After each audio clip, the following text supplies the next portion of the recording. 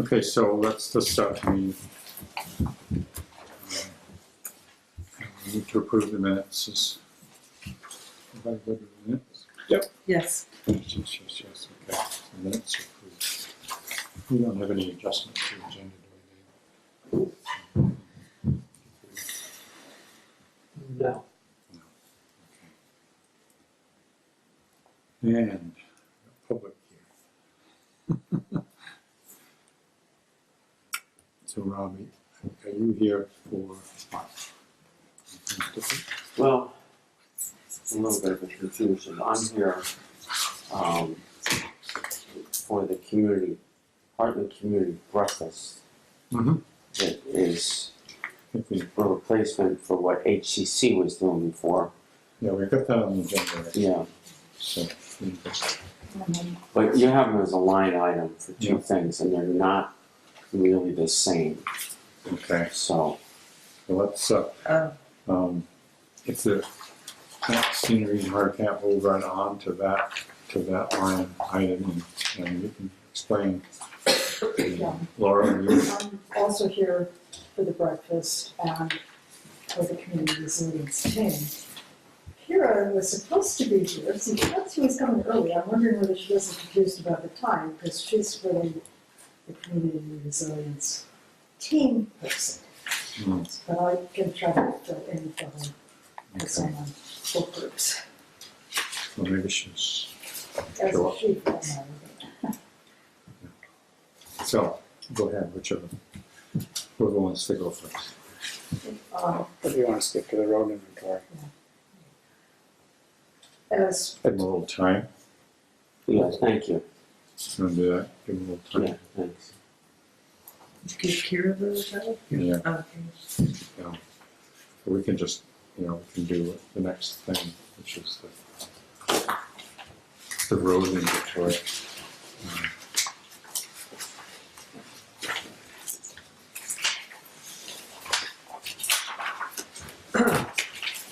More or less an informational agenda item. Got some under there. Just got a bigger one. If that'll help anybody see.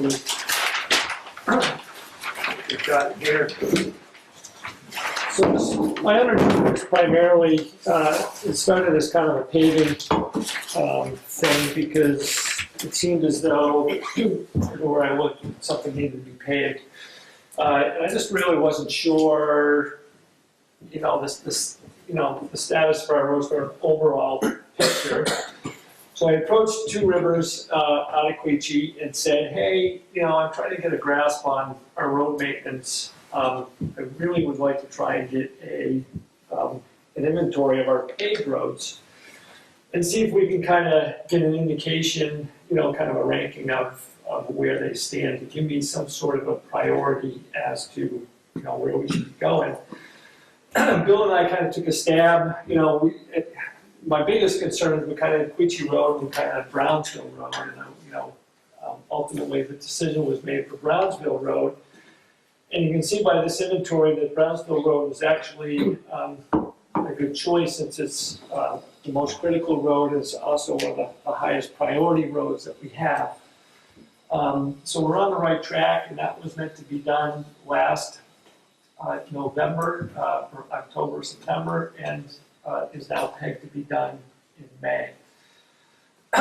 Two Rivers was kind enough to also do the dirt roads as well, which was kind of an added bonus to this whole thing. So they have prioritized critical, poor, fair, good, I think it is. And again, what I was looking for here was kind of a baseline of what we've got and how maybe best to move forward. This really kind of is along the same lines as the building assessments that we did for Damon Hall, the rec center, and the Foster Meadows barn. Was, wow, it seems like there's a whole lot going on here. I need someone with better judgment and information than I've got, and they've got the time to put this together. Give me an understanding of what we've got there, and with that, we've started to kind of move forward with individual things related to those particular buildings. There's a lot more to kind of do, but it gives me an idea of what there is out there and perhaps where we're gonna need to go.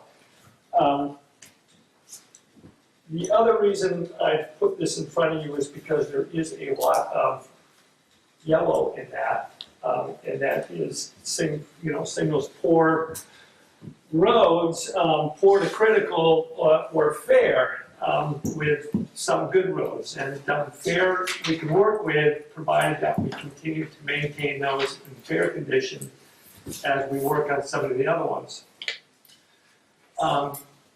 This, other than informational purposes to show you what we've got, is really an opportunity for me to kind of come to you and say, look, this is how I and Bill are looking at making some of these decisions and how we need to make some of these decisions and how best to move forward. Because truthfully, if we get too low to the ground or too far into the weeds and part of the details, it's just very difficult for us to move other than from one fire to the other. You know, okay, a pothole pops up here, a pothole pops up there.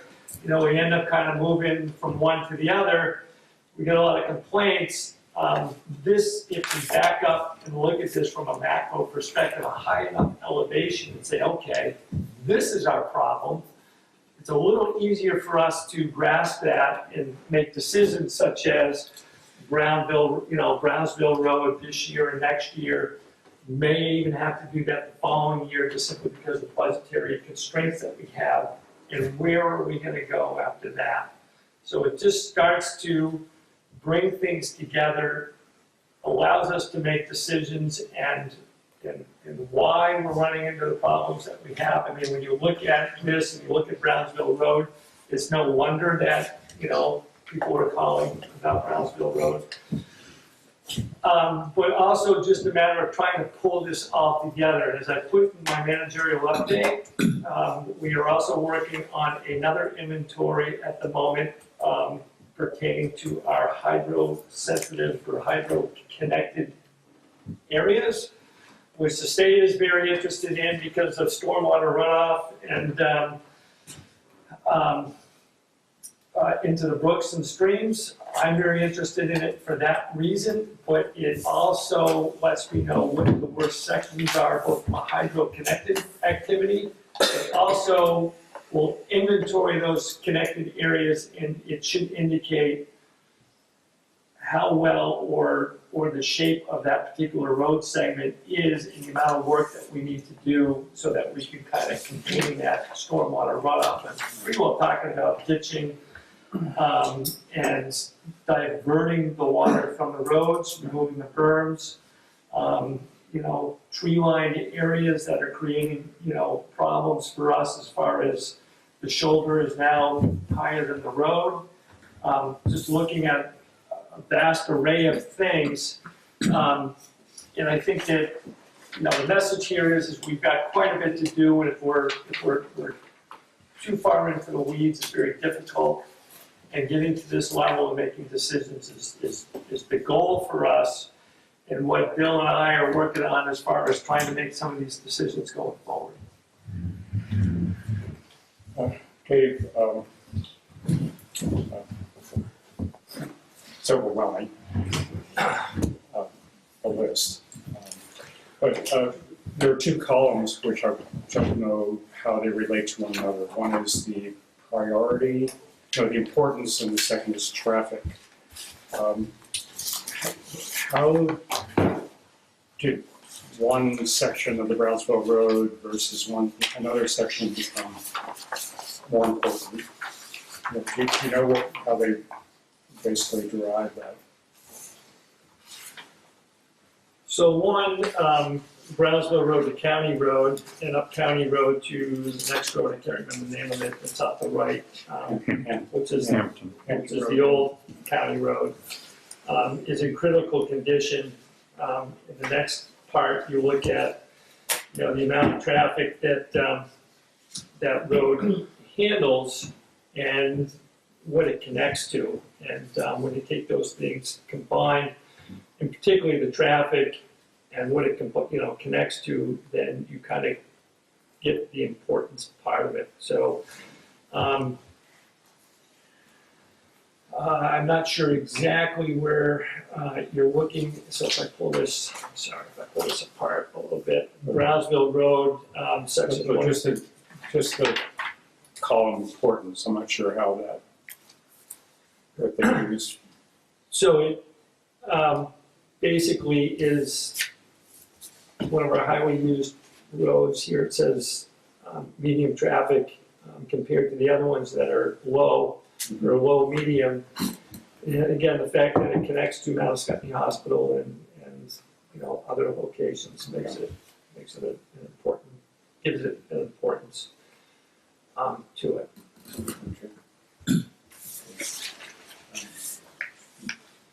Compared to Wood Circle, nothing against the poor folks that live on Wood Circle, that pavement is also, pretty far shot.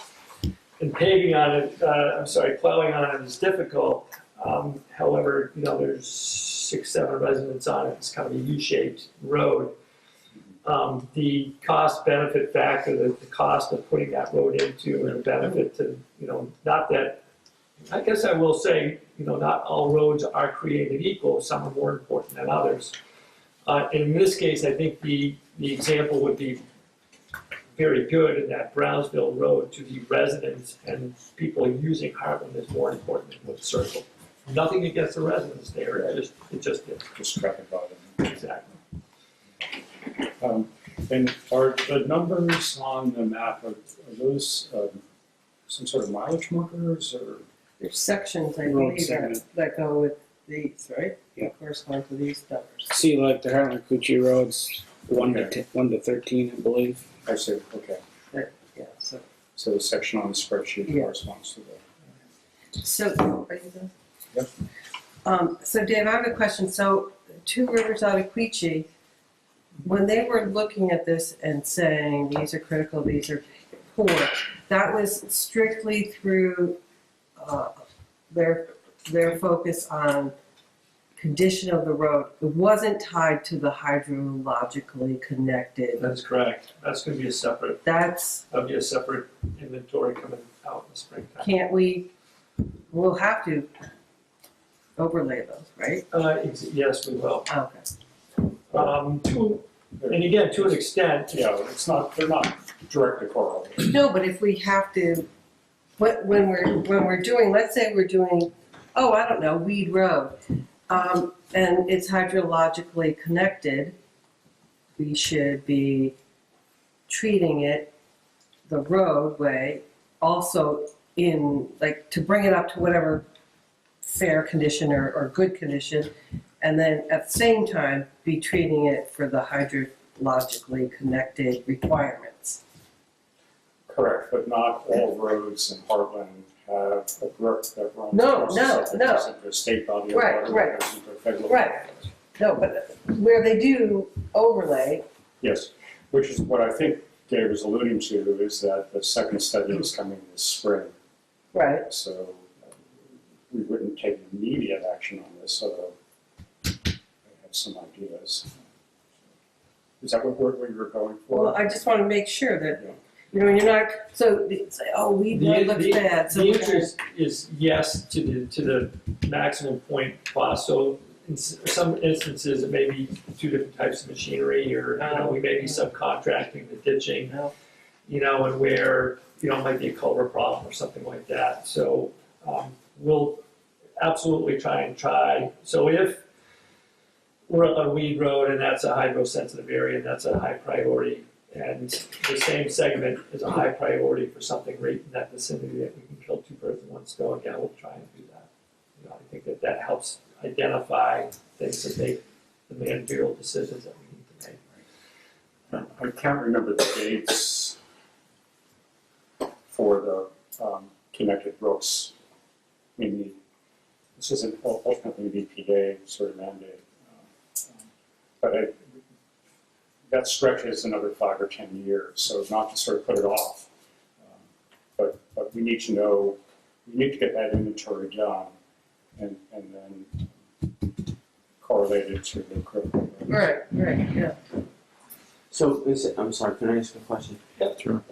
So to that end, some of the hydro-connected areas, might they need larger culverts?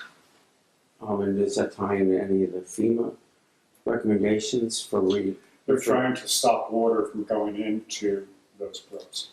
So they're So asking the for answer is bridges possibly to- yes.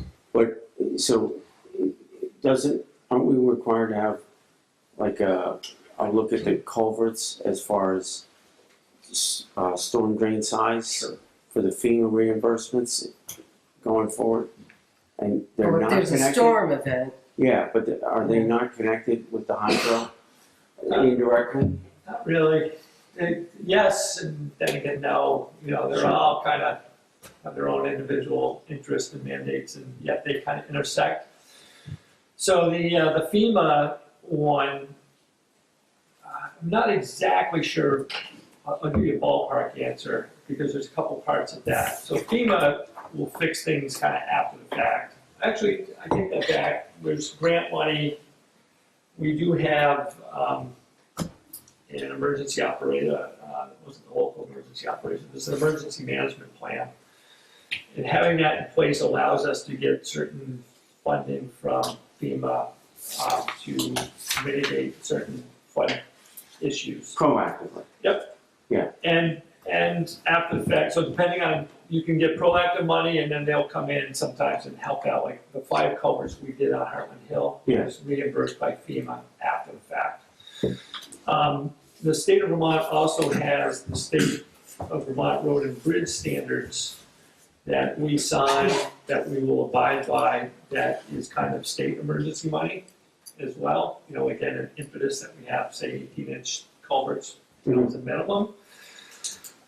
So it is all kind of tied in there, but then this hydro-sensitive thing is a completely different And statutory unrelated. piece that, culverts may be a part of that. Sure. And as is just funneling the water off of the roads into the stone line ditching and making sure that that exits the roadway in a way that's not gonna harm the rivers and streams. Thank you. So one last question, I know it's not related to what you brought up. Yeah. Do we have any priority culverts that need attention for FEMA's guidelines left that need to be done in your town? I would say that at the moment we have damaged culverts that would probably be more of a priority than anything that may be 18-inch or sizing them correctly. But as we fix the damaged culverts, of which either damaged or some are just plugged beyond, the need to, just getting those up back and running. And if, while we're doing that, they need to be resized, which would then come under this kind of these guidelines of having the properly fit culverts, then we would do that at the same. Whose guidelines, FEMA's or the state's? They're kind of the same at this point. Okay. Thank you. Yeah. Sorry to get you off That's track. okay. Well, I think we have a lot of bigger culverts that are way too small. It's not just 18-inch culverts. Particularly where brooks go into the road. Definitely would not take an Irene flood. I don't know what we should be doing about those. Maybe not a list. But, yeah. But those current culverts wouldn't have shown up in this study as a priority? No, we've actually got a separate culvert inventory that was done a while ago, actually done with the planning commission, I think. That gets updated as we kind of go along with the culverts. We actually have a culvert inventory. But to Phil's point about how they got prioritized, that wasn't part of the factor for this map that you presented tonight? Not the culverts, no. This is simply basically road surface. Okay. So, You know, I was just thinking of the culverts that were replaced on Hartland Hill. went from 12 inches to 3 feet. Something like that. Very dramatic difference. And, a good example is the Densmore Hill culvert that used to be an old stone culvert. It was probably originally, might have been 3 feet by 4 feet or something like that originally, but it had kind of caved in. Mhm. I don't know just how big the new one is, but it's 12 feet, maybe. It's 12 big. Maybe, 12 feet maybe it's wide wider and- than that. 12 feet wide and 5 or 6 feet high. I mean, it's just like 4 to 6 times bigger. And that's not a lot of culverts in town. Very small. But So I think the land, again, a while back, the planning commission worked with Bill and Bob on the culvert inventory, I think. But as you can see, this is also not all encompassing, and that a good bulk of this is to identify the pieces to help us make those decisions and also help us from a budgeting perspective over the next, 1, 2, 5, and 10 years. what do you think I've got a couple of questions. I know we're going to do the end of the Browns Hill Road from Route 12 up to County Road intersection. Is that, all of the pavement is going to be removed, is that correct? Or is it just part of it going to be removed? No, it is going to be it will be, They're gonna grind it. And not like a resurface grind. I think it's gonna go down 12 inches and crush everything. And then they're gonna lay it back down and grade that. Same materials. Same material. And what a couple of questions. Is any more material going to be added? they didn't think so, but there is possibility that, a layer of rock would need to go over it, depending on where that pops up, but, where it ends at the end of, the, for lack of a better term, milling, it's not milling, but How it's, thick it's going to be? Yeah. Whether it's, the repossession or the They call it reclaiming, don't they? reclaim, thank you very much, yes. Okay. then- During the reclaim, My second question is, how long will that last? What's the projected life of that project? all depends on the maintenance. You could last, should last 15 years. Okay. But what's happening now, and the reason why it's got the critical status and it's got rebuild instead of overlay, is that it's gotten down into the base of the road. So the base in itself below is destabilized. So if you ride Brownsville Road, you literally see grass coming up in the middle of the road. That underneath, so not only is the surface deteriorated, but because all the cracks have gotten into it and the water's worked its way under, the base itself is destabilized, which is what the reclamation part of this is to kind of, instead of just either putting something down over the top of it, or again, maybe just milling it and putting a product over it, getting down more into some base to it, relaying that. I understand, and I think it's a heck of a good idea. What's I going to say? Do you know how thick the pavement is on that road? How many layers have been put on there? It's fairly thick now. I don't know what it is. I've But seen that's it. all going to turn into what would be gravel. Be like gravel. Or recycled asphalt, yeah. Yeah, so that'll have drainage and it'll work just like adding that much Mhm. fill on it.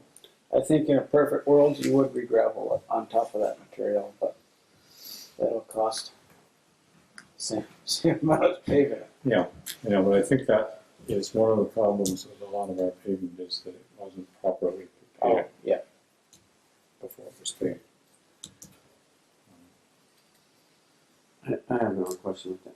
As these roads get redone, will they be the same width or will there be allowances for bike travel? I don't think we have a plan for bicycles. I don't know. And any of the roads? Well, we don't have a big plan, we're doing this one road. So, That section's fairly narrow right now, so I really don't see how you can make it any wider without making it a huge project. yeah, it's supposed to be 35 miles an hour, it's adequate for that. I like that idea though, I like Well, that thinking. It doesn't allow for bicycles, I know. Right, well, and it's not so much the speed some places as the visibility, you know, right as you're going up the hill. Yeah. And a little bit of a, right at the top of where, before it goes Yeah. to County Road, it's really kind of a blind spot for Mhm. anybody that's on there. We have some, To see pedestrians, not that there's a lot of pedestrians, but any kind of bicycles or pedestrian traffic or, there was a failure of the shoulder just beyond the activity center there. yeah, Somebody blew a tire. Basically, the edge was gone. Hopefully that's going to be part of the fix. well, as a bike rider, I have to go around those things. So, you know, it's all Do you plan on spending all the paving money on the Heartland Brownsville, or are you gonna save some to do a few?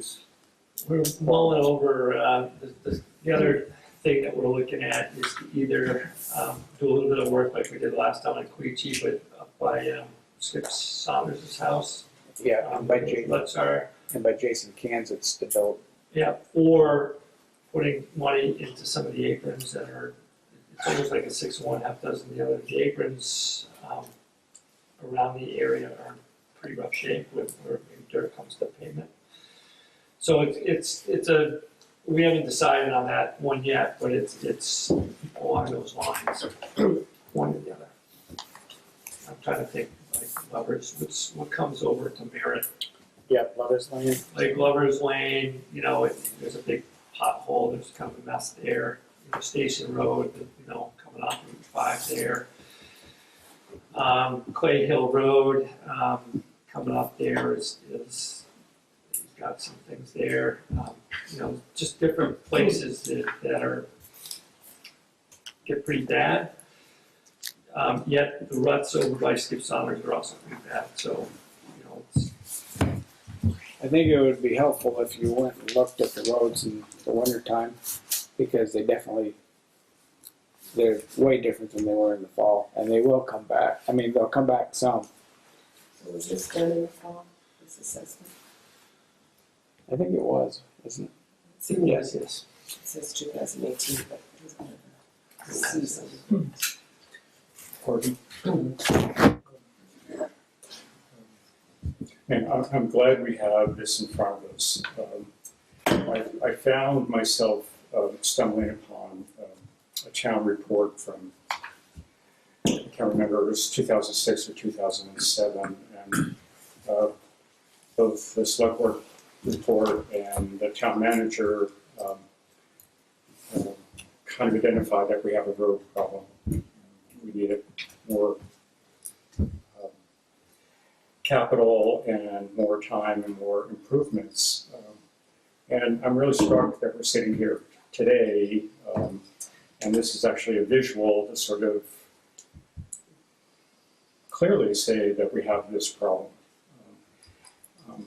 I know that we magically aren't going to get budget to finish this within a 3 to 5 year period, but I have questions like how long would it take us to complete a sheet so that we don't have reds and yellows and pages of them, 2 pages.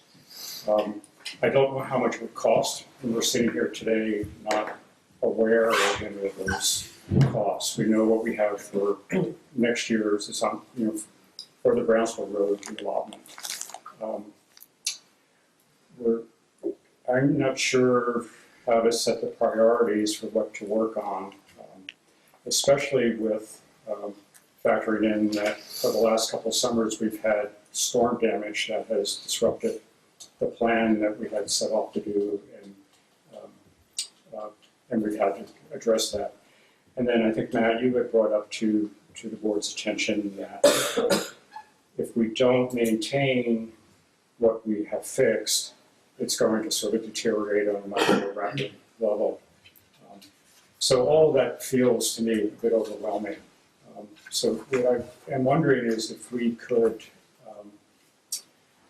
knowing that this second report is going to be coming of the hydraulically connected brooks and the impact that we have with the ditching, that we ask a subset of us, 2 of us, to work with Dave and Bill to create a plan that actually would go out over maybe a 10-year period, would identify what roads we're going to be tackling, would recognize the need for ongoing maintenance, and attempt to sort of say what this is going to cost us. Because I just feel like otherwise we may walk away from it saying, oh gosh, and not get anything done. Don't you think we are not unusual? I mean, any place I've ever lived has trouble with road maintenance. I imagine every place has this. I think we're all happy that the state roads got attacked so vigorously by our citizens in town, and just took everyone's eye off of the town roads. Yes, I agree.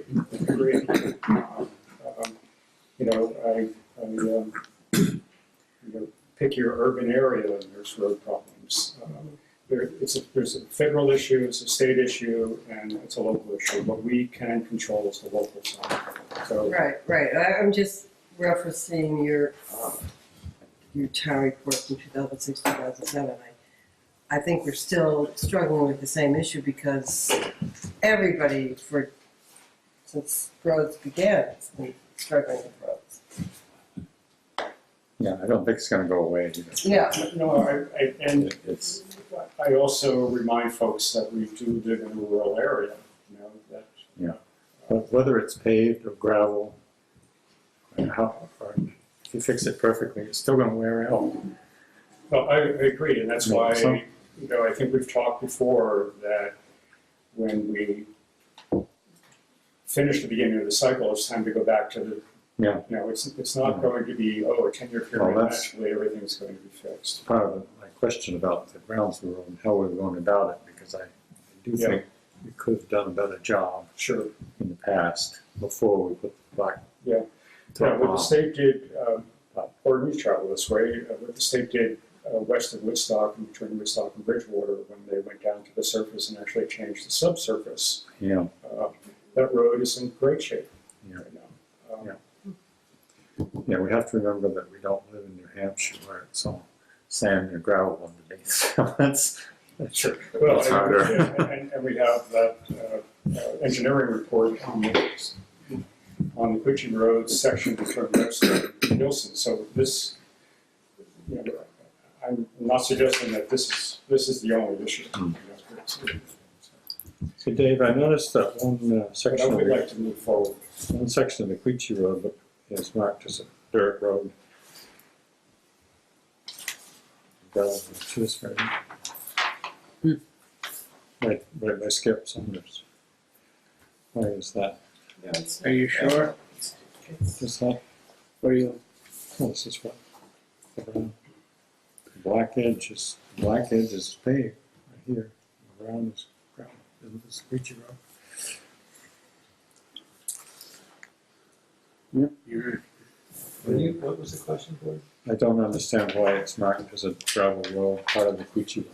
So, I wonder if they use state info that's Wasn't just, updated. yeah, not up to speed. Yeah, or it might have been the last piece of pickup paved. yeah.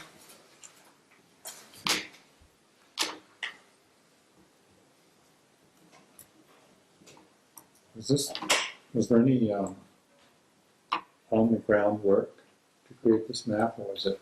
They did travel, again, I think we mentioned at the last meeting, Alan Ricker, that used to be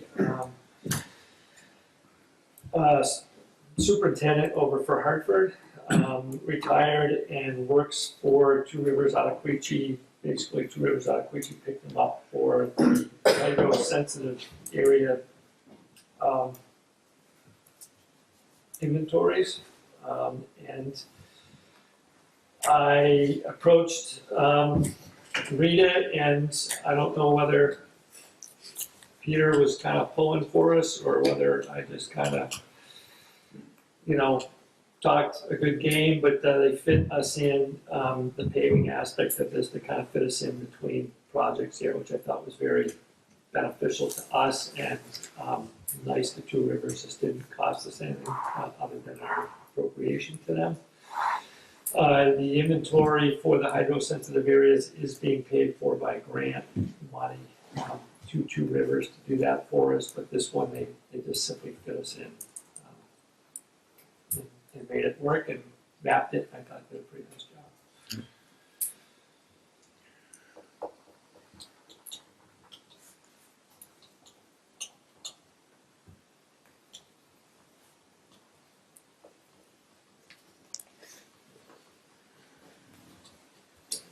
I'll just throw it out there. I neither here nor there. I mean, we're kind of plugging away at this, but generally this is done by, this is a fair amount of work that needs to kind of be worked with more, and we need to dig out a little bit more information here before we've got what I think we need to work with. But Phil, to your point a little bit, usually the planning commission is involved to some degree in capital planning and capital budgeting.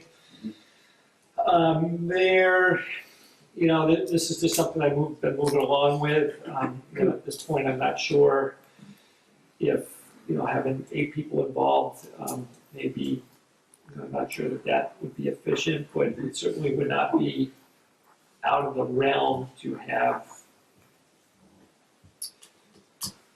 somebody have input on this that, maybe able to work on it from, I think you put out a kind of a subgroup of select board members or something. I don't think that would be out of the norm. So we can opt out of that subgroup if we want, right? Do whatever you want. I'm opting out, so right now, just telling you. I'm just, again, we're plugging away with this, and slowly kind of building this information, kind of regardless. But I think that an important component to this, and Gordon, you asked this last meeting, kind of indicated like, budget-wise, what's the next year or two look like? And this information kind of helps answer that. And if you were to go down that route, and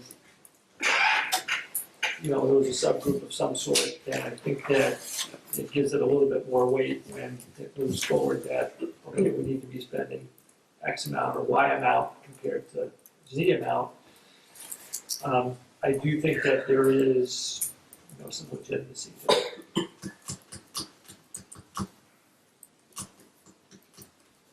Rob?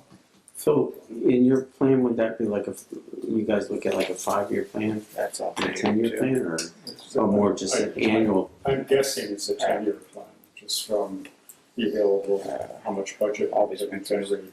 Which would have to be pretty dynamic, I would think, but Oh, and maybe a shorter time span, so it's Yeah. not Correct. as dynamic. And we would also have to recognize we're going to deviate. Right. Yeah, they must use an old map or something.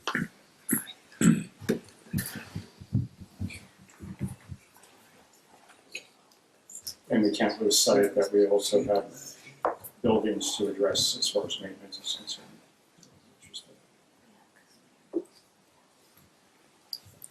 Well, I'm not discouraged about this, it's still this, because I see a lot of blue here. That's not what it is. So, forget. And Dave, how do you think you would proceed? Like, address the critical ones, or no, that's too expensive to do all of those right up front? So you do some critical and some poor, Or, So I think it's kind of a mix. You know, I haven't really looked truthfully beyond Brownsville Road, and I'd have to talk to Bill a lot more about the dirt roads. You know, he made, you know, and it's on here, you know, he kind of did, as we kind of got feeling about Brownsville, they took on Brothers Road, spent a fair amount of time on Brothers Road last year, doing certain things. We're really, I haven't gotten beyond, you know, really this summer and mapping out years, maybe, you know, 3 through 6. I think that what we're working on at the moment is getting that good mix between what the highway crew is gonna do and perhaps the subcontracting for the ditching and stuff like that, and getting, you know, that kind of working perhaps, you know, so that we're not stepping on, you know, the dance is just working and we're feeling good about it. I think that we'll continue to, as we put in the budget, put down material on the roads and work towards this building. But I don't think we'll go quite widespread. I think we'll focus on some of the things that are issues. But eventually we've got to make kind of a balance between some maintenance on. So for instance, there's parts of Queechee Road that are actually marked as good. And, you know, maintaining or doing crack sealing there or something to that effect to keep that from deteriorating more will be mixed in with some of the other projects that are pretty bad. So that's kind of, from an overall perspective, how I think I see us proceeding this year and next. But certainly I think, you know, getting that 5-year, particularly 5 years, when you and I had that discussion about the budget, and I talked about Norwich and a whole year in advance, pretty much what was going to happen for paving and for road maintenance. You know, it was also on paper and it could deviate, but we also kind of knew years 2, 3, 4, and 5, you know, it was on there, it was on paper, and that was where we're going. And certainly things cropped up from time to time, but we had a pretty good idea. And from there, we also had a pretty good idea of where we were going budget-wise.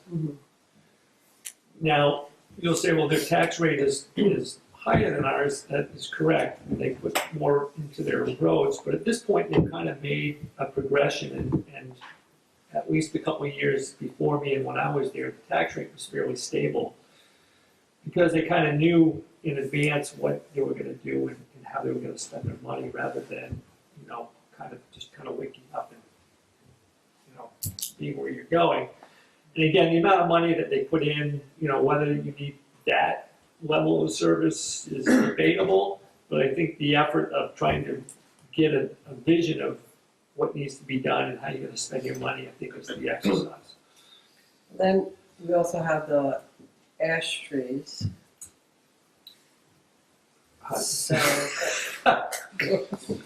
Oh, that actually. That one was on you though, I thought. You and your family were going to take care of it. And, you know, with the surveys that we're starting to do, we could add another column, and that could influence the work that we're doing. yeah, well, I'm thinking that they would, Come down. we can't have them come down on their own in people's cars and bikes and heads. Oh, okay. So we could, you know, coordinate that, so those trees could come down on roads that aren't being worked on, right? We can, let me put it this way, the more information that we have, the better that we know what we've got for issues, then, you know, it just helps us prioritize and where we're going to spend the time. So And the maybe, more complex it gets. yeah, so maybe the Conservation Commission could tell you where the ash trees are concentrated on some of these roads. And then you could, if they're low priority or they're, you know, good condition, those roads. So at the moment, and I'm going to deviate a little bit from the Conservation Committee, but I think that knowing where they are and perhaps having some sort of a reserve account for something, whether it be trees and or other road expenses.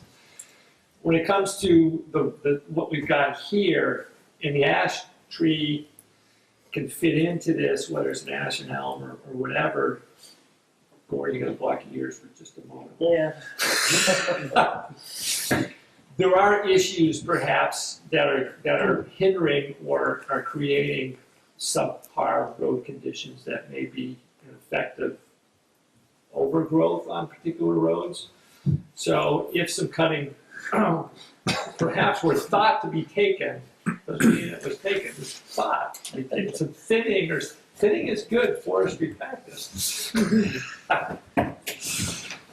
Better You know, speed it up, Dave. so you can incorporate, parts of your ash cutting in with that. Bill and I have talked about that a little bit. We've talked a little bit about with the warden. We scratched the surface on that, but that's a way of kind of taking a small step towards that. And so what did you mean when you said tree-lined roads, on tree-lined roads, the shoulder's higher than the road? What's that got to do with one with the other? So when we grade, I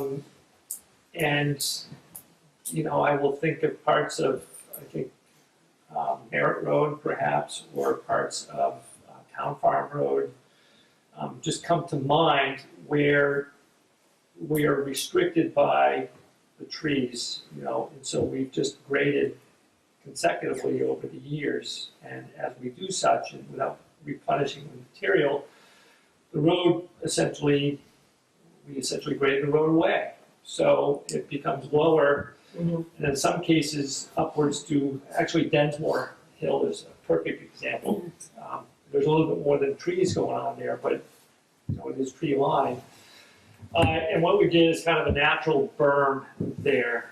And again, if there was some selective cutting, along with some berm removal, then that brings the sides down. So you can spend a boatload of money bringing that road up, or you can spend some money and time selectively cutting the trees on the side of the road. Take your pick. Dave, another thing that you're maybe not taking into account is if a road in the old days, where the bank came down to the road, and then as the road gets wider, you're cutting into the bank, so it makes the bank look like it's higher than it. It may still be right in the same place, but you're taking the bottom of the bank away. So then you've got this immediate, Steeper, right? yeah, or even vertical. Either way, we're still gonna have in that case somewhat of a drainage issue. So, at some point you need to, whether it's on the other side of the road, or somehow work or look to get the water off the road and drain, off, to another side. Well, I question whether we should try to make all of the roads wide enough for cars to meet at the speed limit. Or are we gonna have, let the roads stay narrow and have places where people can meet? So, but you're missing, I'm not sure I've gone that far. I think what I simply have proposed is that you've got a natural barrier on the side of the road. If I was to say you've got trees every 5 feet, okay, and you cut down the ones in the middle, so now there are trees every 10 feet. And you remove that berm in between the two trees that are now 10 feet apart, giving it more space to let water run off. I think that the road width is essentially still the same.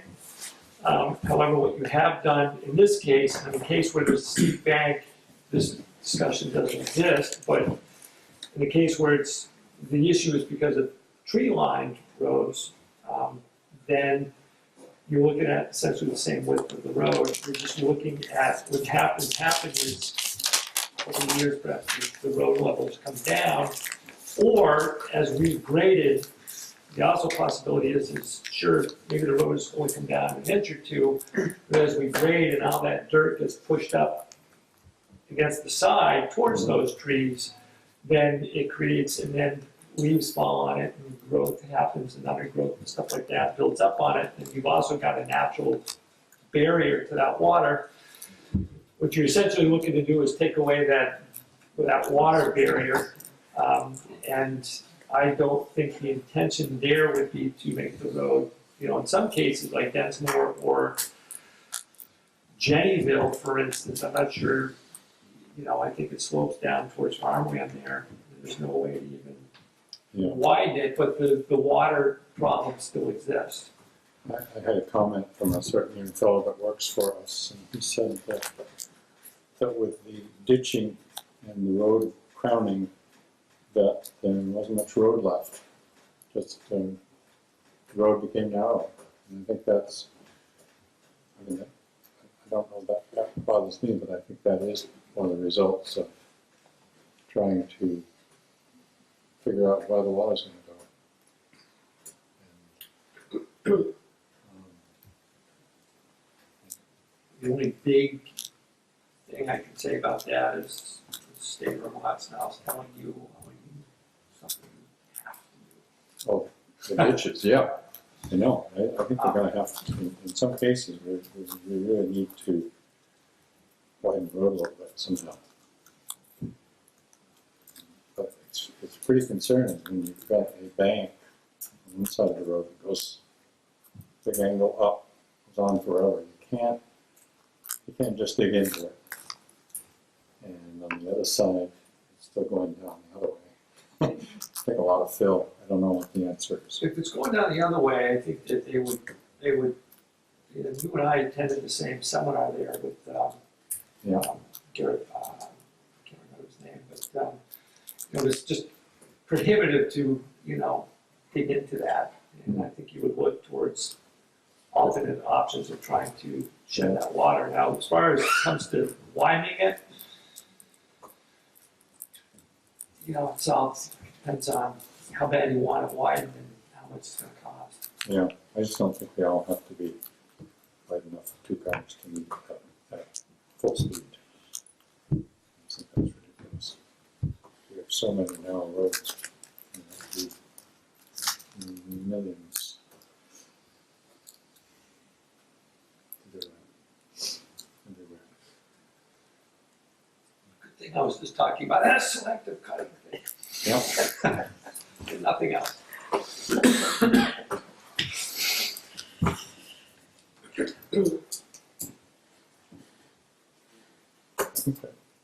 Actually, I don't think there's, I think our roads are like fingerprints, if not two alike.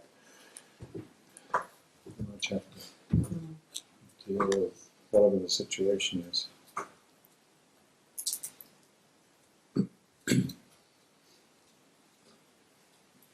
Too many roads like Creek Pond Road.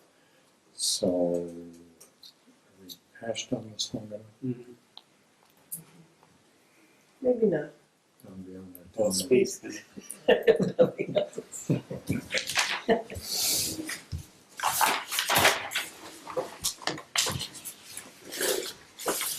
Very frustrating. Should we be here, which is says it. It's exploded. Our meetings used to begin at 7. Is she thinking? Yeah, she did. She got the end time as being the start time. So she's coming. She's coming, she's on her way. And we'll be here at 6:40, she says. So we'll be blessed. David Hall Rentals. Yeah, we can talk about them and Hall Rentals.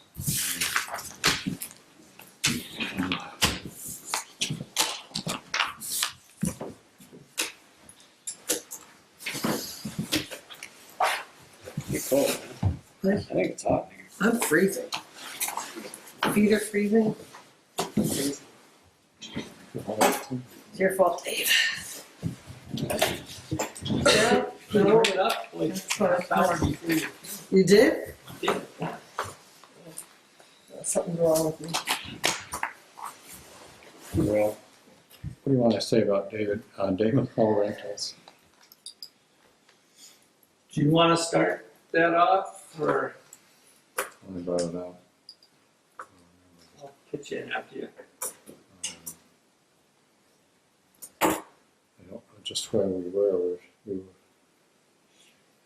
Remind me what we were.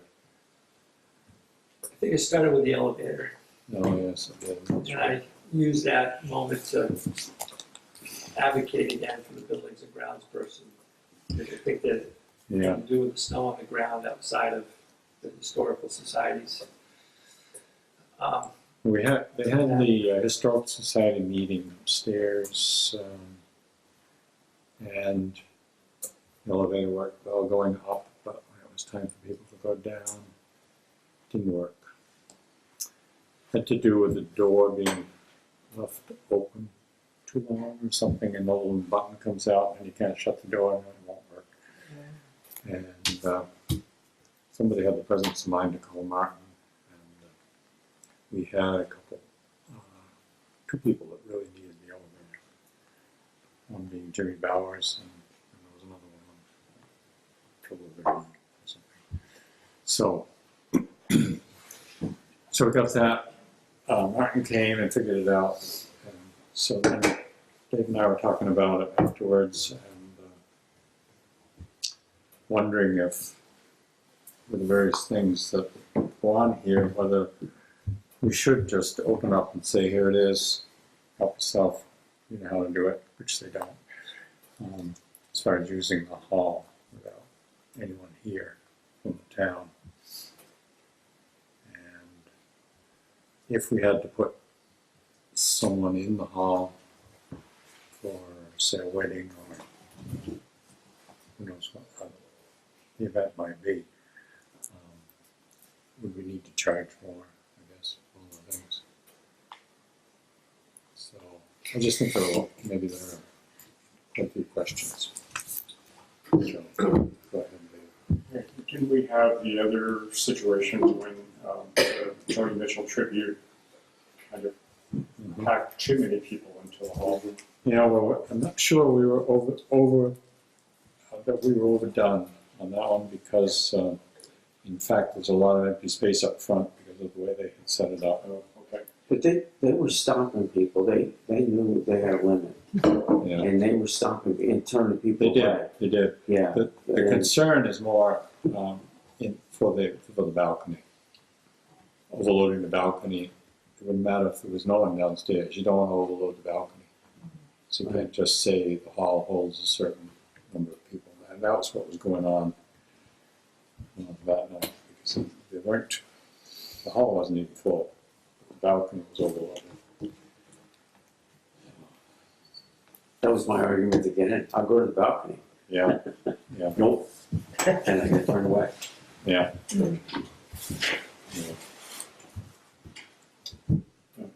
Gordon Sarah's. Oh, sure. Sarah?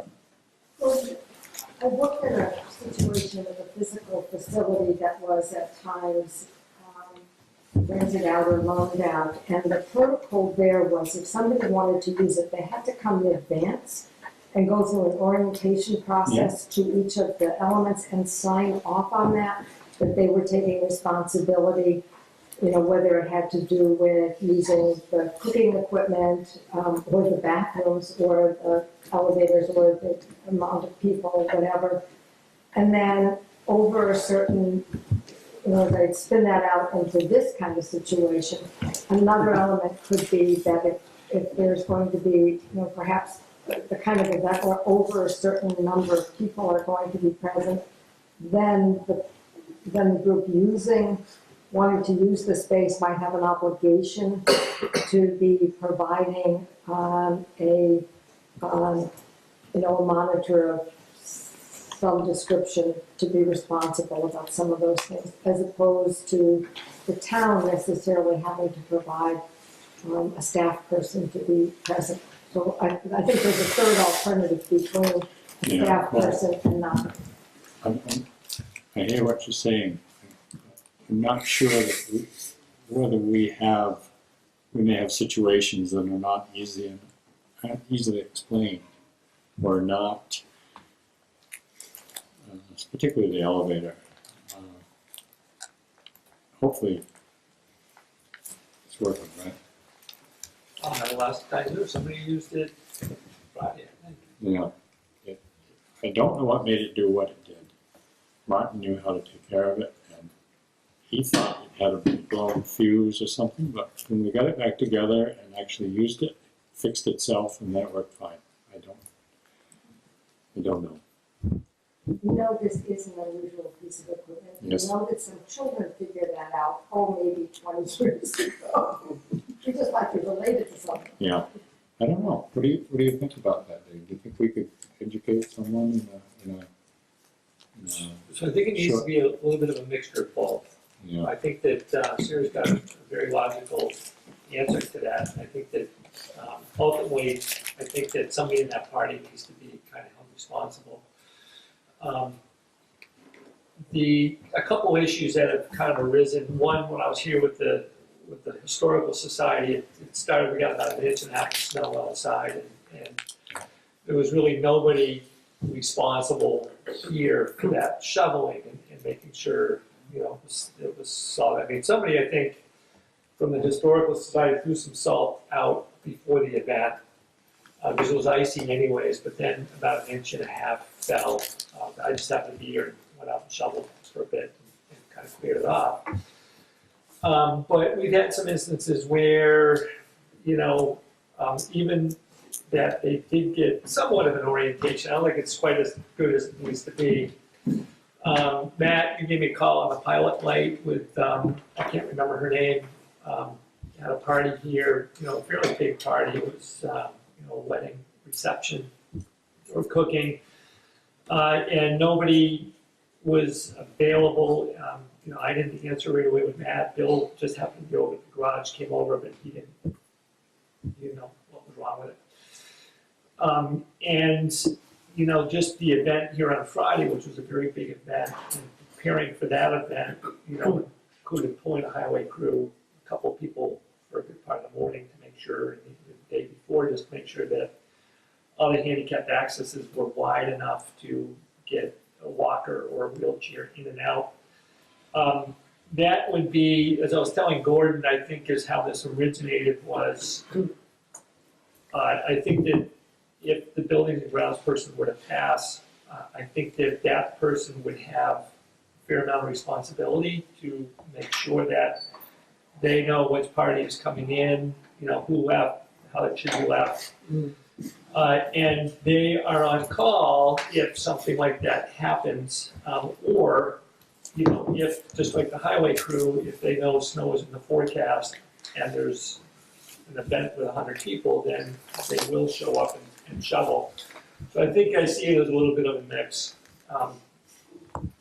Again, just this past week with what the highway crew went in, I just would find it tedious to then have one of them guys on call just to come in and, spend an hour shoveling around David Hall just because there's an event on top of the fact that they've got the roads and stuff. So I kind of conveyed that to Gordon, and that's kind of how this popped up. I think we charge too little also for rental. If we should charge more, and then they can expect more too, to have this orientation and or somebody else that they can call. I think you'll probably see this again pop up. Laura, who's been doing a lot of right now the bookings are in the clerk's office. When Deb left, it kind of went to the clerk's office and hasn't come back over to the other side, which is okay by me. But Laura's kind of taken this under, and she kind of wrote up, kind of a more definitive policy than what we've got. And I think that there's, I think it just needs to be tightened. It's really loose. It is kind of a crapshoot. The Democrats come in every once a month and they do their thing and they come in, they leave, which is fine.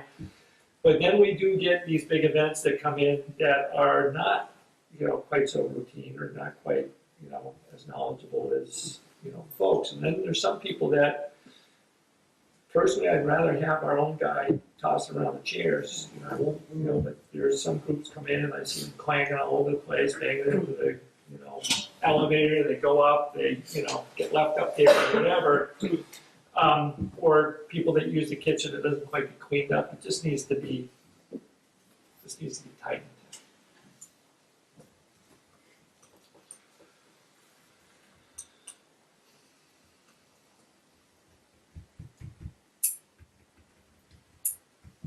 That's like twice now in 6 weeks that someone's been stuck in the elevator.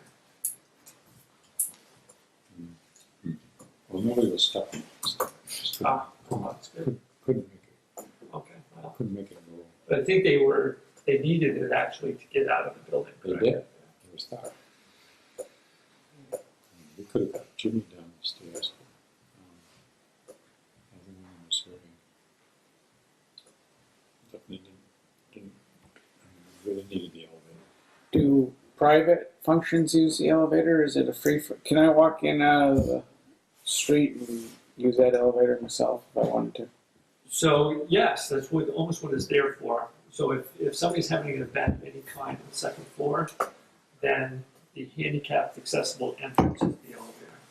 If you come to pay your taxes in a wheelchair, you need that elevator. Is it easy enough to operate for a normal person to wheel in and go up it or walk, or not? Or is it complicated to use it? I don't know, I've never been in it. Are there directions? There is.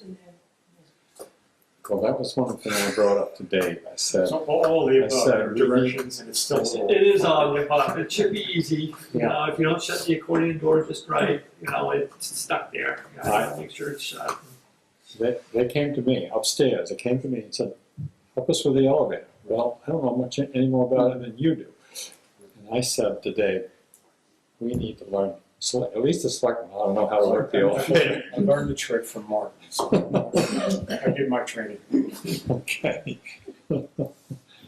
But we're not always, The door just can't stay open longer than 3 or 4 minutes. Because what it does is, if you leave the door open, the elevator thinks there's something wrong. Mm. And they don't want anybody to get stuck in the elevator. So they think there's something wrong, so it throws that gold key out, so that way the elevator can't work and nobody can get stuck into it. The key is that you can't keep the door open more than, I don't know what the time is, I haven't played with it that much yet. But that's where the problem comes in, the door just can't stay open. If it does, somebody has to go in and push the gold key in as the door closes, run it down, run it up, and you're back in business. But the elevator does, if that key comes out, the elevator thinks there's something wrong. And it doesn't want it to run so nobody gets stuck. but you learned that the other night, I did, right. and nobody knew that. Right. So So it's But if crazy. you follow the written directions, you wouldn't get in that situation. No, Right, exactly. But it saved us calling someone and paying $275. Yep. So that's the good part about it. So the written directions talk about how to reset it? If that, huh? I just learned that last week. how to avoid it happening. But that's what I'm getting at, Sarah. There's some idiosyncrasies here that shouldn't be. Appreciate Dave's description of Yeah. a way in moving forward to be paying better attention, tightening this whole thing up and working more thoughtfully about it. The more sophisticated we become with things we have, then we have better answers. Thank you.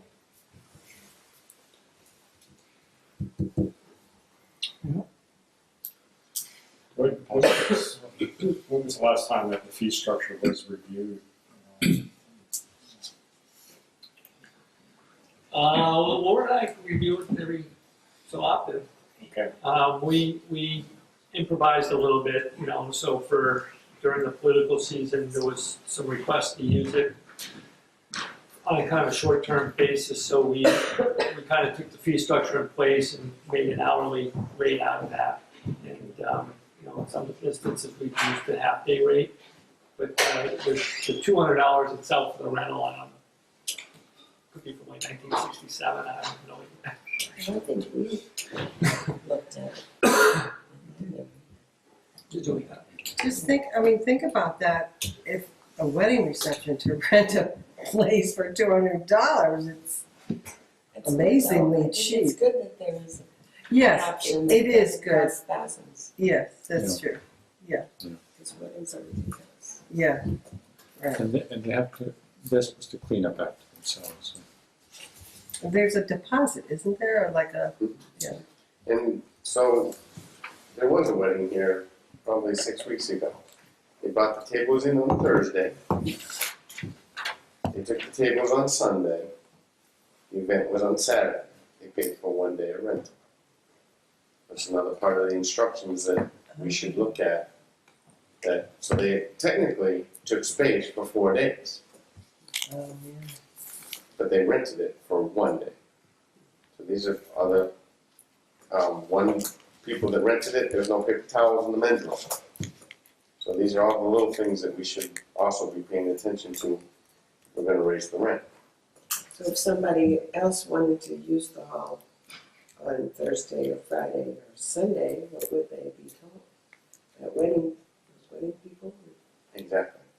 Is this upstairs or down here? Upstairs. Laura and I were discussing that because they brought the tables in on Thursday, and took them on Sunday, and yeah. in the meantime, if somebody else had it rented, there could have been a conflict. Yeah. So Laura and I have been looking at it along with David, and these are just more food for thought. But there's not a great call to rent the hall. No. Which I don't really understand. I don't either. And Is it maybe well the- known? I don't know, and maybe we don't want it used all the time. A lot of additional wear and tear in the building, you know? So, I don't know. The price is right, that's for sure. Yeah, the price is amazing. This is pretty bad. Yeah. So I guess I timed the agenda just perfect there, didn't I?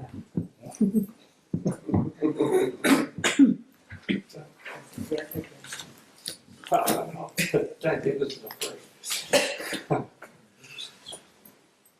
Just a tangent. Well, I don't, we don't need to talk about the hall anymore. I just want to talk about it another Time time. to time, if we want to talk about, we consider going over the rates, maybe we want to change it a little bit. Maybe it's not, maybe we don't need to worry about it. Their law is better than anything. Or in mind where of it. I think at some point, I think the need to have the select board sign, she's put together a pretty decent, kind of a rough draft, but again, between the three of us, we kind of trudge along here, and, to an extent, we're making some things up as we go. So at some point, as we put this together, it should probably go for review to make sure that everybody's happy with kind of the stuff that we're coming up with. All right, so we're gonna move on to item number 1. Sorry, everyone. So, I'm sorry I don't have your name, but Here. Kira. Okay, so you gotta set up closer here, right? So you're in the hot seat, so. We're gonna talk about the community resilience and the organization and the breakfast. So I'll let you guys do it however you wanna do it. Yeah, so I think we gave you a little bit of information on the community resilience organizations, and essentially, there's a larger nonprofit organization in the state of Vermont that helps towns start these kind of offshoot from the larger nonprofit. They're called teams, so if a town wants to have a pros team, then it does so, and the pros team operates under the umbrella of the larger nonprofit, 501c3, and can use that status for such things as a bank account or soliciting donations with the tax number. So our pros team started in Heartland and has applied for a grant, and the grant has a requirement that we just come to the select board and introduce ourselves and say, we're here and we want to improve resiliency in the town of Heartland, which is defined in the information we provided, and we just ask that you acknowledge us and that we can work together if, for example, we want to do a project or something, and we'll come to you for saying, hey, this is what we're thinking of doing, or if so we're not doing duplicative work, and so that we're kind of targeting our focus on the needs of Heartland. So one of the projects that the Gross team wanted to take on was that these breakfasts that have been like we've been going to them for like 10 years, and my dad was on the old HCB, probably not Andy.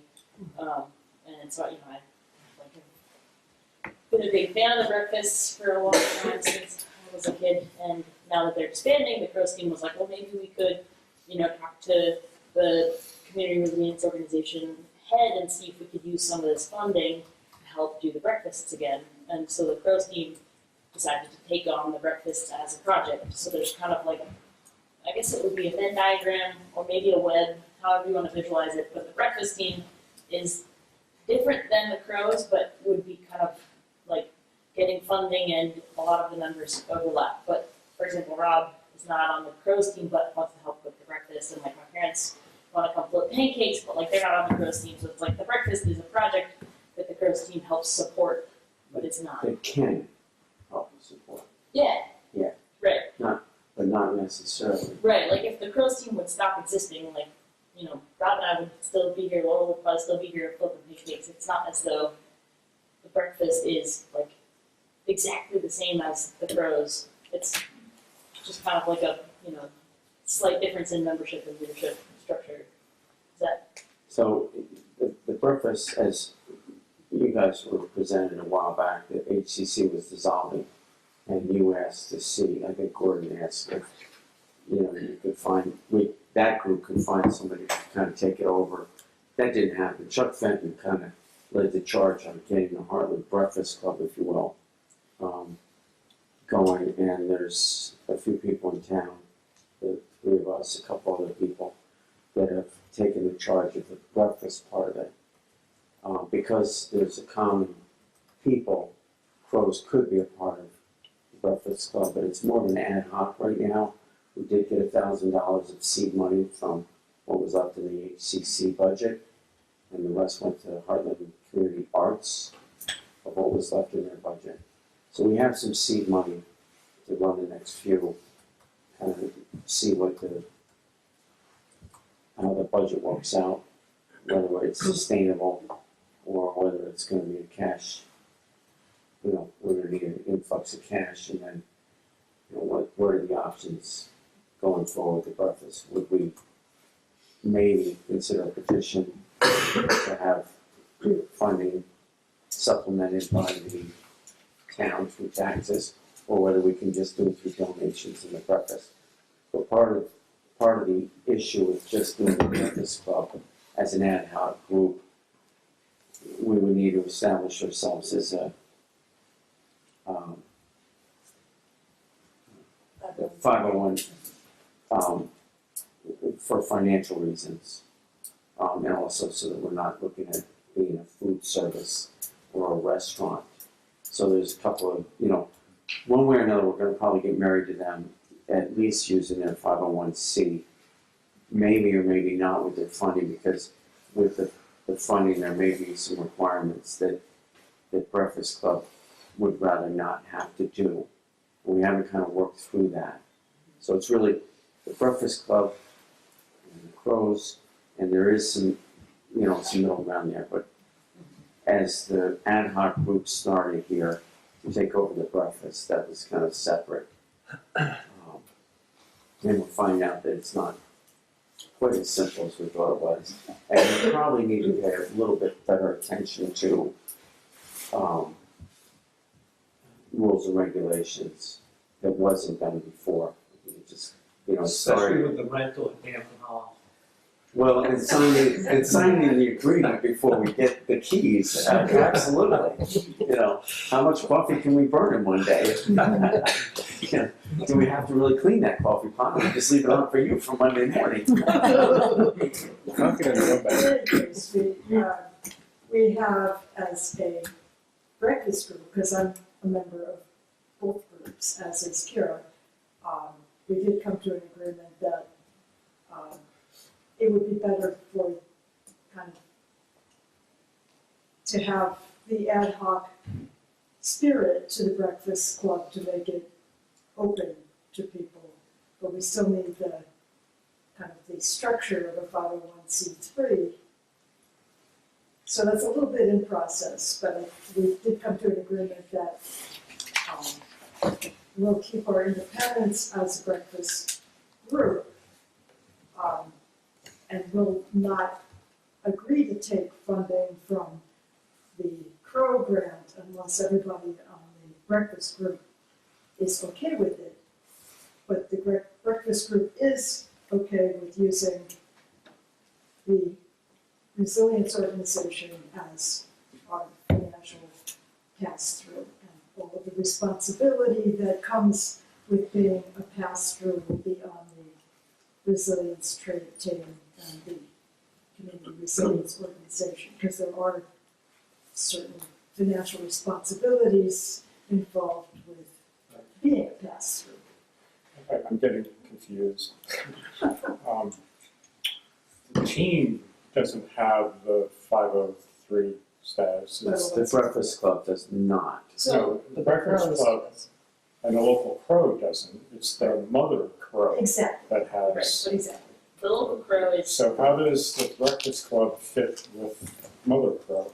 so like, the easiest solution to, all of these problems would be, for example, so the Crow's nonprofit, thanks with Mascoma, and, the executive director of Crows has said that if we'd like to open up an account for our subgroup, it's kind of under the umbrella of the Crows and their 501c3. So we would open up an account at Mascoma for the Heartland Crows team using the 501c3 status of the larger Crows organization, because it's just, another facet of that nonprofit. And once we open up an account, you can, create subfolders within that bank account. So we would put $1,000 from the seed money that we're inheriting in that account and use that for the breakfast, and therefore, not commingle funds and not have to run into any strings that might be attached to this Crows grant that we're also applying for, which requires the Selectboard acknowledgement. So we'd be able to use that account to put the donations in after we get them at the breakfast and see if that breakfast, like Rob said, could be sustainable without having to tap into grant funding. So I'm going to defer to the business people in the room to sort of say, is that going to work? It has worked for other resilience teams. We're not breaking new ground as far as Mother Crow having baby crows that she's caring for throughout the state. They have resilience teams in Hartford, helping out with. Yes, it helps to think of it as a franchise. If you want to think in business terms. It's a similar concept, Okay. except for public interest and Right. not. Well, as long as Dave and Martin are saying yes, and I'm fine with something like that. A little lost is how the grant ties in with the community breakfasts. I thought I was pretty clear with Kira when you left as to, I think that the grant from Mother Crow to Child Crow, my understanding was kind of that Child Crow was doing the breakfasts, or part of the grant money was to reach out and do community-wide events or something to that effect. So, and truthfully, from a town's perspective, I guess it's just a matter if you want to recognize them. I mean, at the end of the day, they're just a separate entity coming in to use Damon Hall, and they're not even attached to us, so it's kind of on them. But if it just strictly stays within the Crow, and they're using the money for community purposes to help that grow, then I see the tie-in.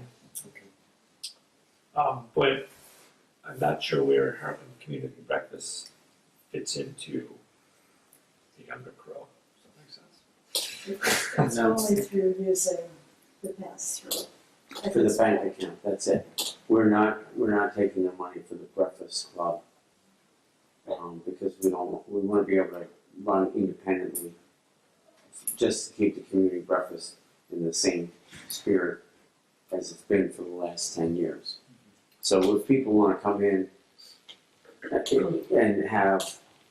come to the Heartland Community Breakfast Club and say, hey, we'd like to have us talk about this, or we'd like to do this presentation. But you guys are It wouldn't need to be approval by Crow. It would be still independently run by the steering committee that is doing it. so you have your own bank account separate than the account that Separate folder. than the $1,000 grant is in? So the $1,000 is the seed money from Heartland Community Breakfast, and they've expressed For Heartland Community for the Breakfast. breakfast, and that will From be. Crow. No, No. so, there's a leftover $1,000 from the Heartland Community Arts, No. or Heartland Community Connections, sorry. Heartland Community Connections is leaving $1,000 to the new breakfast club, and they're most comfortable leaving it, you know, honestly, we don't wanna just like sign the check to like one of us and have it, you know, under our mattress. So the Crows organization is, in order to like give local child crows the opportunity to like operate as nonprofits and to solicit donations and to do, you know, have a bank account, they encourage local crows to use the mother crow Right. to help them get a bank account. And so we're going to create a folder in the bank account that's just for breakfast money, that's from the seed from the HCC, that is not the grant. So the younger crow is somewhat hand in hand, you know, if you're doing the accounting for the community breakfast group, you are somewhat tied Right. to that. And we have a large membership over that. Or the steering committee for the Breakfast Club and the Crows. The Heartland Resilience Team. Was Heartland Community Connections a 501c3? They're a town, they're an arm of the town. Now, Actually, no, I think they were through Mount Scottney. they were an arm of Mount Scottney Preventive. Preventers, which is a, So they did the same thing essentially? It's actually a similar relationship where you have a test or hands off, but it wasn't hands. one of the differences on the Heartland Community Connections is they actually applied for, I don't know how many years ago, longer than I've been here, for funding through taxes that was voted on at town meeting. So that's going away. We won't be taking that over. I believe if we wanted to do that, we'd have to submit our own petition to get on the warning at town meeting. And we're not there. We're gonna see how it goes for the next year before we even consider that. You don't think it would be simpler and cleaner just to do your own 501c3 paperwork and get it done? It's not that, I know the Heartland Riding Club did it, so I can't take a Einstein to figure it out. I'm sure you're smart enough. Well, thank you, but no, I'm not. I think you are. I could probably figure it out, but This is like, it's really easy. I think it's, I think that we're all making it more complicated than it needs to be. It's, we have a 501c3, we're gonna get a bank account, we're gonna make 2 folders, one for crows, one for breakfast. The Breakfast Club has no strings attached in terms of what they can and can't do from the Crows organization, except for the strings that are already had been attached to the breakfast from, you know, we don't have like political agendas. That's kind of been a historic requirement from the HCC, is that it's not promoting like we don't want to have like a, you know, Green Party or a Libertarian breakfast, like aside from the one where we have the senators come, but those are already elected. So who, you want the select board to recognize The Crows. the younger crows? Yeah, thank you. To do as an organization for what? Just To exist. acknowledging our existence, essentially. for community resilience Okay. plan. They have a list of what they're interested in. It's really just so that our funder knows, and this is for the crows, baby crows folder, not for the breakfast folder, but our funder just wants to know that we have, you know, a relationship, that we've presented ourselves to you, and that we say, hey, like, we're here, and we're gonna try to, like, you know, maybe do some community gardens or some, like, movie nights or things, and, you know, if you wanna be open in case you have suggestions or wanna talk to us about what we're doing, just to make sure that, you know, our funder knows that we've introduced ourselves and tried to start this So, relationship. I have 2 thoughts. First off, I like the concept of the crow. I have some questions about what an assessment is and a lot of things, and I didn't spend much time on the website to really answer all those. And if anything, I think we should, I would suggest that I'm not making a motion here, but just to keep the conversation going, that we would support the Crow And then just ask for, same thing we ask for from committees and commissions at the end of the year, a report back as to how things have gone. Really bigger You want that piece- for the, I'm sorry, for the town, town report? No, I'm just suggesting, I haven't formulated what I want, but just that, I don't know if we would want it for the town report, because it's really not could be a good way to keep the community abreast of what's going on. I think the real piece that I'm excited, but I want to make sure that we're not creating some unnecessary roadblocks, is that we have, It Takes a Village group that's taking the work that was done for the previous two It Takes a Village meetings and plotting a course to make the community more resilient. And here you guys are off making the community more resilient. So it's great that we have two groups doing that, but where do they dovetail? How do we stay in sync? I think that's exactly the reason that we should, that we're encouraged to ask you to acknowledge us, is because like you bring up really good points like that, and that give me like a flag in my head, like, oh, reach out to the It Takes a Village people, and I know Rebecca, who's helping us plan the breakfast, has been involved with that as well. So just making sure that we do reach out and say, hey, like let's work together. And our first breakfast is this Saturday the 9th, and it's like on resilience. So if you want to learn more about it. And, Mindy Blank, who's the executive director of the Community Resilience Organization of Vermont, is going to be doing a community resilience assessment at the breakfast with the people that come to the breakfast, which kind of speaks to your question about what that is, and I can. Sure. And like the 4 different areas with 6 or 7 questions each. What are the shapes actually, what shape the roads are in? You just be getting feedback from the community about these different areas to do the assessment. So I think the short version of the answer to you is that kind of information is helpful, so we don't have silos all over town working on the same thing. So having that kind of communication, and I don't want to say traffic cop, but you guys have a good feel for what's going on in different organizations and how they integrate. So we would certainly appreciate making sure that we're not building a separate silo for the same things. Me too. Thank you.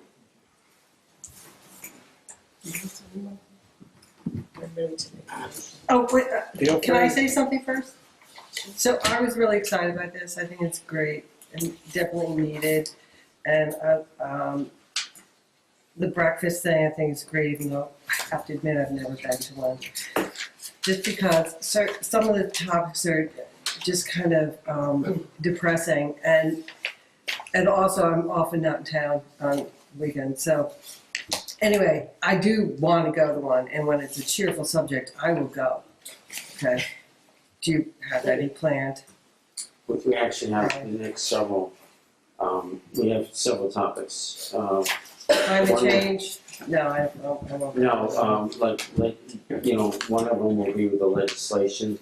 The other one was having, and again, it's kind of redundant to some other things, but it's having Windsor County partners come in and talk about their program and some changes that they're going through some changes in the program and the regulations and their support to the mentors. So that's one of them.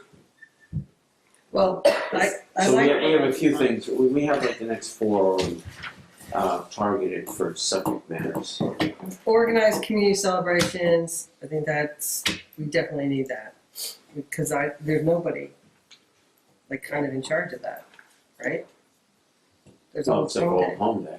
Yeah, but that one, a It's year. a big one. It's big, but they need help too. Green Up Day, I think, I don't know what's happening with that. Ginny White retired. She's still doing it. Oh, Conservation Commission. And then at a recent meeting, we were talking about an emergency shelter in town. The fact that we don't have one. So, I think what you're thinking about, the possibilities are great. I'm glad you're doing this. Yeah, thank you, really. Okay, I make a motion that the Heartland Select Board acknowledge the existence of the newly formed Community Resilience Organization. We look forward to updates on your plans and projects, starting with the community breakfast. Second motion. Sounds good. Any other discussion? well, yeah, I have some questions. Okay. Okay. How many members of the group do you have? Which group? The Crow team? 4, okay. And where did this start? It's exclusive to Vermont, is that right? Yeah, it started as, in response to Hurricane Irene. Oh, okay.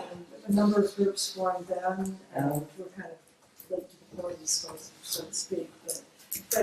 And Mindy's working to get more of these organizations throughout the state, and as we face more climate-related damage, I think the need is going to be realized in all communities, so I'm glad we're doing this now. And when did it start? You think? Was that like 6 years ago? 2012, What? probably 2012. Yeah, I guess that's, I was a little concerned about this letter to the select board. It said, this second goal may involve obtaining a community center and using it. What does that mean, obtaining a community center? We have a community center. Does that mean using the community center, or? We've been thinking about the neighborhood pilot program, that I think is referenced in that letter.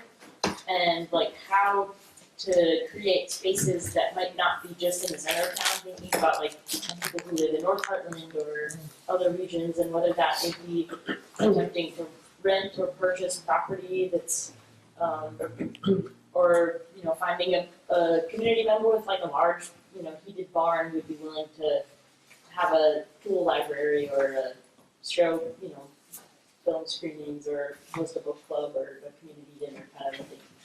That would be kind of beyond town, but could include looking into renting spaces like Damon Hall or the schoolhouse in North Heartland that's empty right now, and trying to figure out how best to utilize existing space for communal activities. Great. Thank you so much. Okay. Very good. So we will, Everybody in favor of this? Yeah. Give me a second. no, Phil. Phil? So, Okay, so good. Yeah, so, everybody's in favor.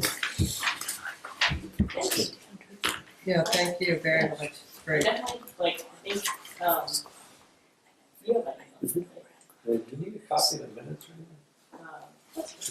But feel free to send me an email or anything else if you have more questions or ideas or points like Phil brought up that we should, make sure we're reaching out to the Takes a Village people, because we definitely want to, be as responsive as possible. When you say it takes a village, people, it's kind of humorous. Right, it does take the village people. Of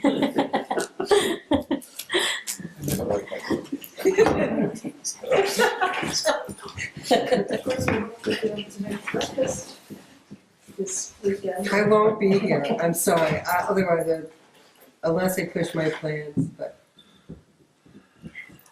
We'll have to work on that. We usually have a donation thing right here. Yeah. We're gonna work at that. $2,000 will be gone in no time. Well, there's a couple of changes, because before, they had a coordinator, Jackson was a coordinator, and he got paid for his time. So we're kind of sharing the responsibility. Yeah. So it's more really about the food, and we're trying to keep it easy peasy, the eggs and pancakes, no throwing organic or gourmet breakfasts. Easy. Oh, you're gonna run out of town. 10 years, 10 years. Camera's Same on. menu. 10 years, same menu. So it's not gonna be locally sourced? Huh? It's not gonna be locally sourced? Well, of course. Oh, okay. We got the syrup and it's from the Ambroses, and that's, actually, I think it might have come from you all too. Yeah, why not? We cook it locally, that's kind of locally produced. Yes, it's lovely, but it's, Yeah, I'm not so sure we can pick strawberries this time of year local, so. no. I still have mine frozen from last summer. My freezer. It might be knocking on your door on Friday. So thank you. Yep, Yeah, thank thank you. you. Thank you. It's great, Good luck. yeah. So, Awesome.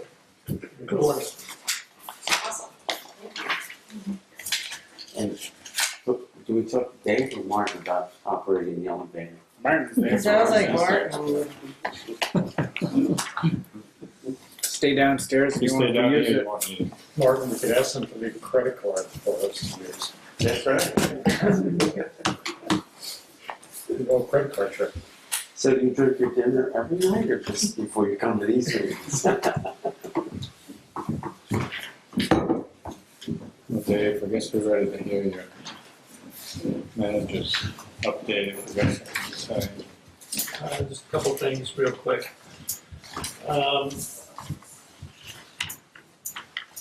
Highway crew, I just put it out there, it was a really tough week last week. I thought that they pulled through very well. We had heavy weather both in the beginning and the middle of the week. There was just 4 of them. Generally, or at least when we had Greg, it was a 6-person crew, so we were down 2.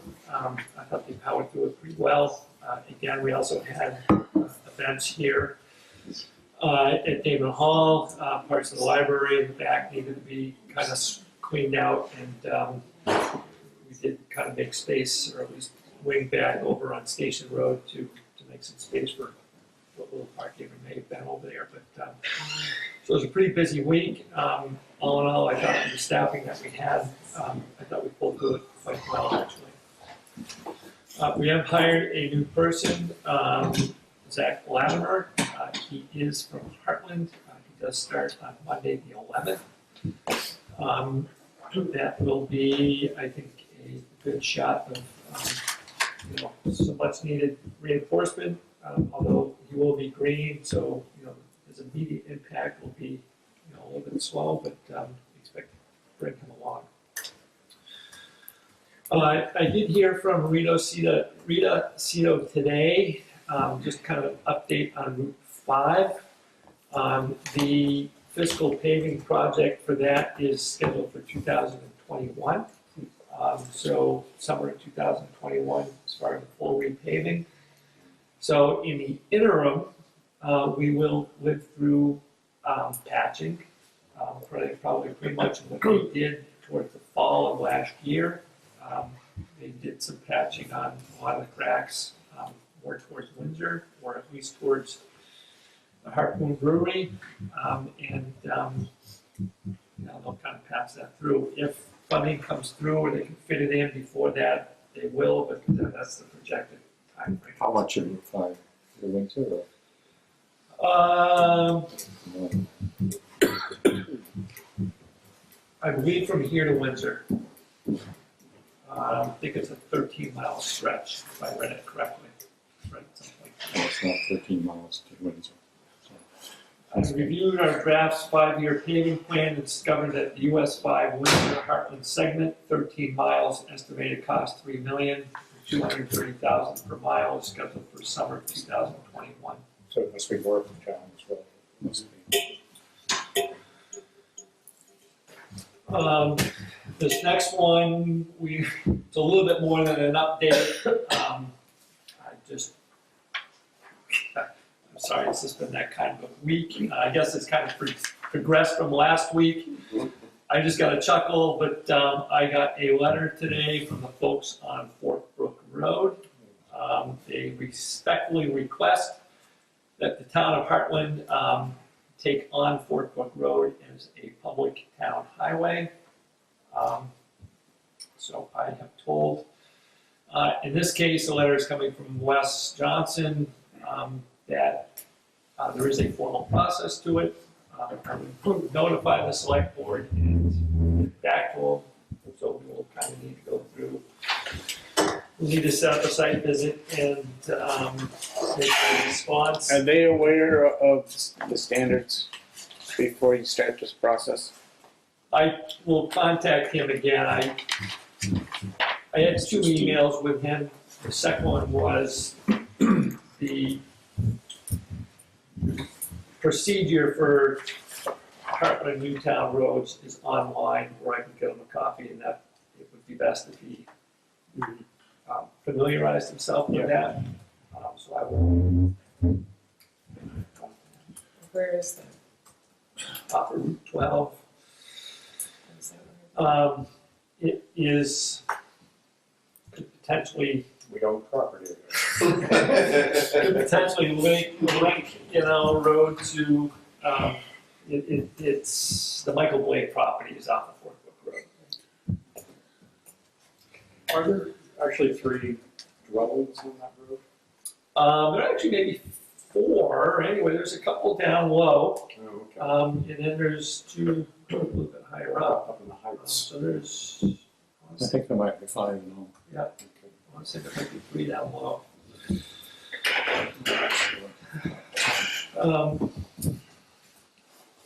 It's pretty steep. Just lastly, I did contact the Mary Campbell requester and just communicated with him, and I will call the oil facility and set up a delivery. And the only funky thing of that is to time it so that, when he actually is ready for it. But I'll communicate with the oil company and push that forward. Thank you. Thank you again to both of you for visiting.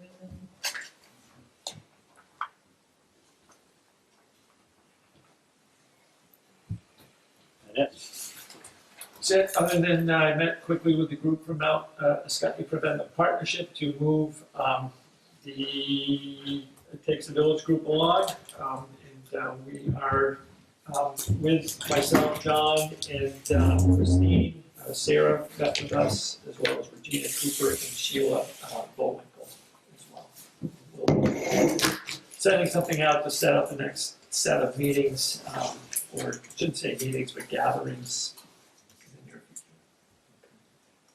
So having heard this presentation, does this group, is this an ongoing thing, or is it a short-term, these meetings that are sponsored by the Mount We have, partnership? this started out as just a Heartland Community Connections breakfast. And that was kind of it. And then after that, they wanted to meet again.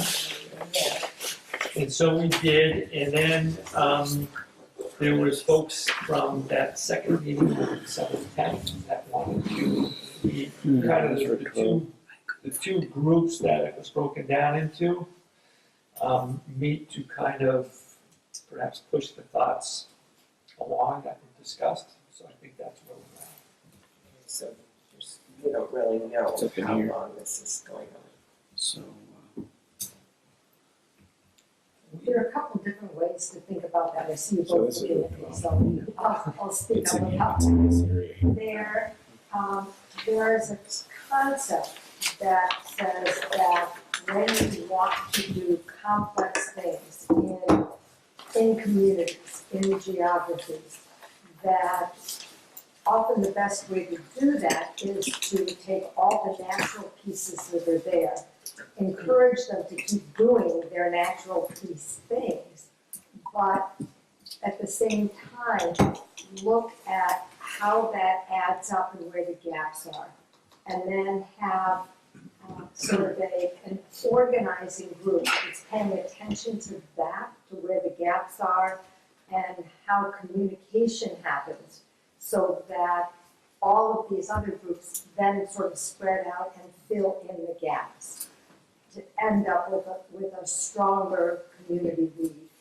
And so it's not about, one subgroup owning responsibility.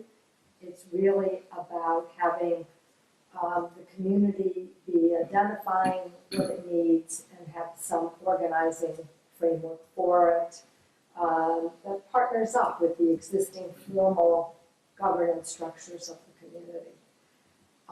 And how that looks is unique to each geography. And I think we had a great example of it tonight with two groups that are kind of dancing with each other at the moment because they overlap and they have some of the same energy and enthusiasm, and it's wonderful that there was a younger community member who's grown up here who's ready to take on a leadership role. Boy, let's capitalize on it and bring that forward and honor the pieces that they want to do as a part of this other picture. And it's never either or in this kind of thing. How long it goes on varies. It can sometimes be 3 meetings and it's set. Other times it's a process that goes on for 10 years. And I wouldn't want to make any guesses about this community right now.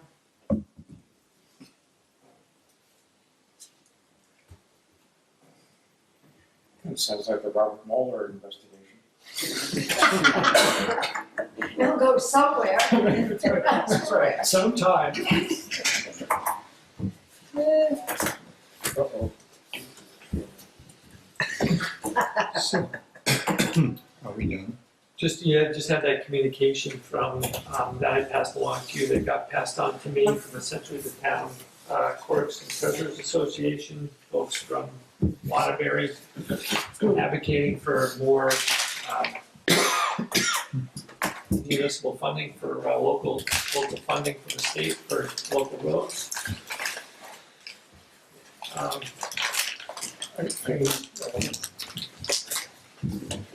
It's a creative solution, but I find that Hilliard doesn't want to do anything with carbon tax, and it sort of feels and smells like carbon tax.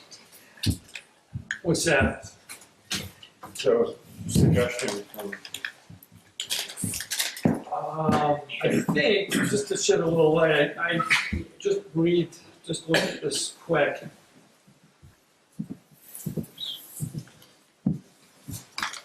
4 cents more a gallon on fuel with some sort of sliding scale.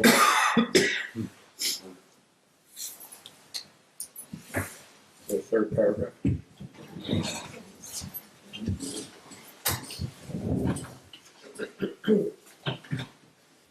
Other than just to provide some info, Yeah. neither here or there, is that two things. The state passes on to the towns, I think I figured out like $1,500 per mile or something like that. We get $150,000 from the state to offset the cost of maintenance to the municipal roads. That pot hasn't changed in I don't know how many years. So Waterbury is looking to increase the funding to the towns. One of the big funding, or the funding mechanism for Vermont Agency of Transportation is the gasoline tax. One of the reasons why they're having trouble funding themselves is that the gasoline tax, because there are more electric cars and higher gas mileage cars, the gasoline tax is actually dwindling, so they don't quite have the revenue to offset expenses. It looks to me like they are advocating, tacking on to that gasoline tax.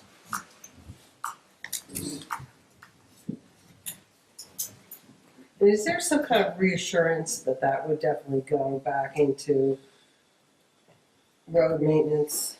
And they're looking for reinsurance from us, but how do we know that then they're not going to divert that additional funding to some other, deficit?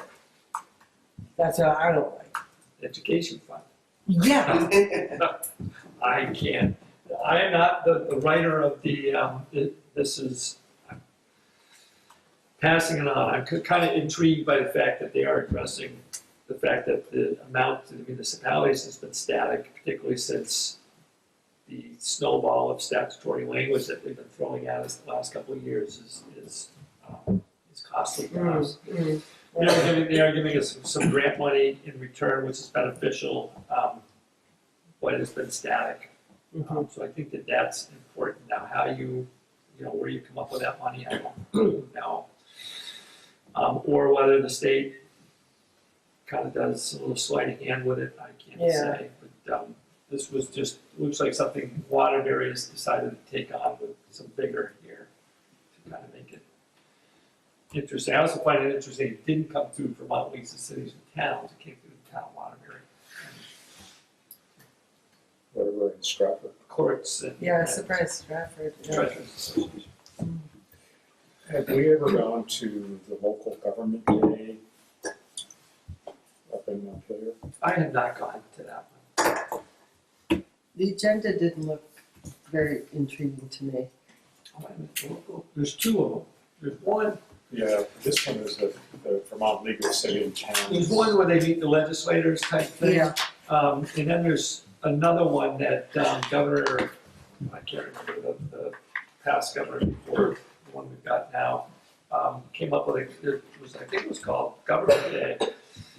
And it was for towns to meet with like the Department of Environmental Conservation and different governmental arms. And it was kind of seminars on grant funding and stuff like that. But I have not been to meet the legislators.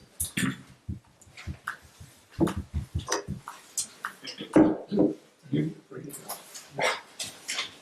Thank you. You can sign yet? I think I'm busy. Ah. Okay. So what do you want to do about this? Well, it's up to us, do we wanna send a letter? Now, I just don't feel like there's enough information. Yeah, I don't know enough about it to be for or against it. No, I said I don't know Oh, enough yeah, I about it know, for or that's how I against it. feel. And I know I buy an awful lot of fuel and pay an awful lot of registration fees, so personally, I'm not in favor of it. Well, or also, then it would push us that much higher than New Hampshire, right? And people are already going over to Yeah. New Hampshire, I think, to buy gas. There's a 20-cent difference in diesel prices between New Hampshire and Oh, Vermont. really? Yeah. So do you find it? So actually, it, Okay, 304. if you drive a truck in Vermont and buy fuel in New Hampshire, you have to pay your mileage difference. Oh, So do you? Yep. So whatever that might be, it might be 6 cents or whatever the difference is. So if you buy I try to buy all my fuel in Vermont, and when I run in New Hampshire, I get a refund. So you actually get taxed on where you burn it rather than buy it. It's like a lot of book. It can be, but I mean, luckily, I just stay in 2 states, so it's not that complicated.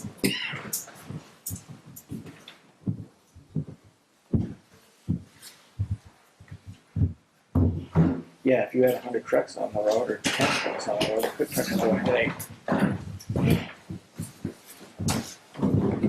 So we're done, aren't we? Thanks.